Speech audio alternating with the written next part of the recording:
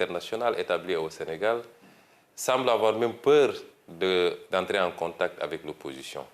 Et à chaque fois que c'est programmé, que ce soit l'Union européenne ou toutes les autres instances de la communauté internationale, c'est déprogrammé à la dernière minute. Et nous voulons dire à cette communauté internationale que l'opposition sénégalaise est une opposition responsable, ouverte sur le monde, qui connaît la tradition et l'histoire de la coopération au Sénégal, qui en aucun cas ne peuvent être interrompues.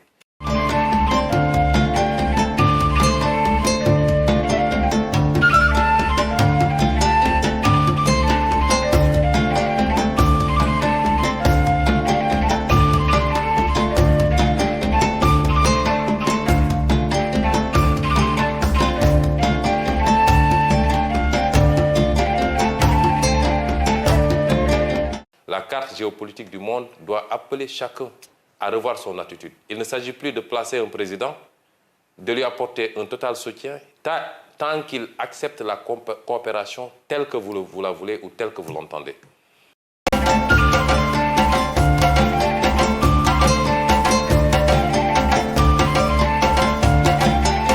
Nos pays aspirent à autre chose et nous voulons continuer des partenariats, mais dans le sens d'un partenariat gagnant-gagnant.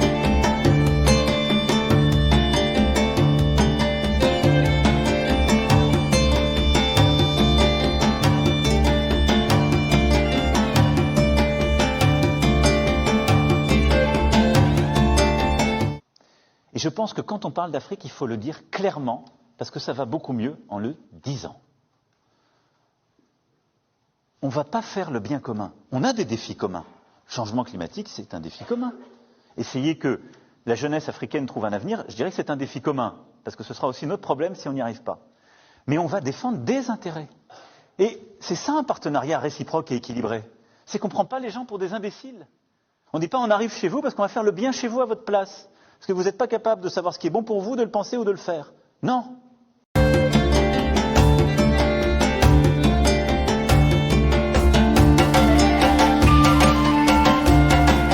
Ça appelle à une révision d'un certain nombre d'axes, au niveau économique surtout, mais également sur beaucoup d'autres plans. Au fond, la logique, c'est que notre modèle ne doit plus être celui de bases militaires telles qu'elles existent aujourd'hui. Demain, notre présence s'inscrira au sein de bases, d'écoles, d'académies qui seront co-gérées, fonctionnant avec des effectifs français, qui demeureront, mais à des niveaux moindres, et des effectifs africains, et qui pourront aussi accueillir, si nos partenaires africains le souhaitent, et à leurs conditions, d'autres partenaires. Les pays africains sont des pays indépendants qui peuvent envisager de manière autonome leur coopération. On vient défendre nos intérêts et on le fait de manière respectueuse avec les intérêts des pays africains où on se déploie. Ce qui est attendu, ce n'est pas un partenariat de guerre. On n'attend pas que la guerre s'installe dans un pays pour débarquer, mais nous voulons des partenariats beaucoup plus constructifs, beaucoup plus larges, qui englobent toutes les questions de développement qui nous interpellent, en respectant la liberté de chaque pays maintenant à pouvoir choisir librement ses partenaires. Nous réussirons ce nouveau partenariat si nous assumons la part d'africanité de la France, le rôle et la place de nos diasporas. Et si nous assumons le fait que la France n'a plus de précaré en Afrique, elle a des devoirs, des intérêts, des amitiés qu'elle veut bâtir, poursuivre, renforcer, pour mener des politiques solides dans chacun des domaines que vous représentez ici. Et voilà le sens de ce déplacement et des efforts que nous allons conduire dans les 4 années à venir.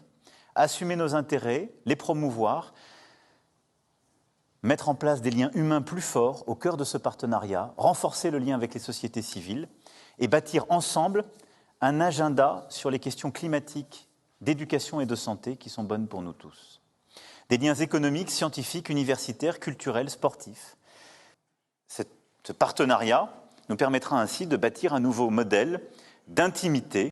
Nous devons aussi aller au bout de cette transformation parce que nous avons des intérêts à défendre. Nous voulons des discussions beaucoup plus sereines, beaucoup plus ouvertes et orientées vers des partenariats constructifs et bénéfiques, c'est-à-dire des partenariats gagnant-gagnant, dans la gestion de nos ressources naturelles, dans la passation des marchés publics, dans la gestion d'un certain nombre d'éléments extrêmement sensibles que nous avons en commun et en partage, et qui, mal gérés, rejaillissent sur les phénomènes que nous connaissons, notamment cette immigration qui pose problème à l'Europe.